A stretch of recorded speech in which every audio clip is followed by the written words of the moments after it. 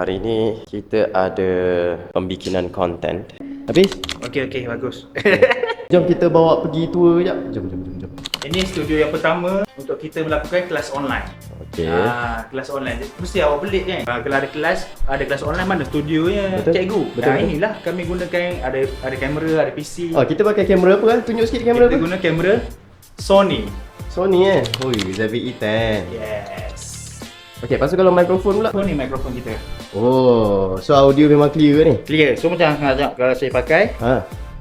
Shit. Hello, Assalamualaikum. Selamat datang ke kelas Cikgu Hafiz. Cikgu ajar subjek apa cikgu? Saya ajar Bahasa Melayu, Sejarah dan UPKK. UPKK, alright. Jom. Alright. Ada berapa studio? Ini baru studio pertama cikgu. Okey. Terusnya kita masuk ke studio 02. So maksudnya studio ni full setup lah? Full setup. Oh, inilah kameranya ni. Yang kata kameranya ni. Okey, macam tu lah. Baik. Quality video untuk kelas online. ZV-E10 guys. Okey, ni studio 02 lah. Yes. Okey, jom kita pergi ke. Okey, ni studio HQ. Studio HQ ni untuk pelajar-pelajar online juga. Dan kalau untuk pengetahuan semua, studio-studio ni dia terbahagi dah untuk form berapa, untuk darjah berapa, tahun berapa dan tingkatan berapa. Okey, maksudnya studio-studio semua ni dah terbahagi lah. Macam yang ni darjah berapa Ni darjah 3 dengan tingkatan 1. Darjah 3 tingkatan 1. Yang sana tu adalah spesifik kelas dia.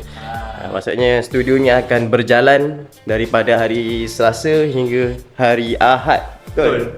Betul Studio HQ ada aircon Ada.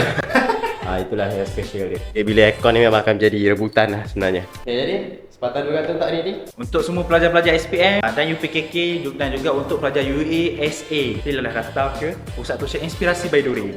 Knowledge is power. Cik, knowledge is power sekali. Knowledge is power. Semangat lah sikit. Knowledge is... Knowledge is power. Okay. Bye. Bye. Selamat datang.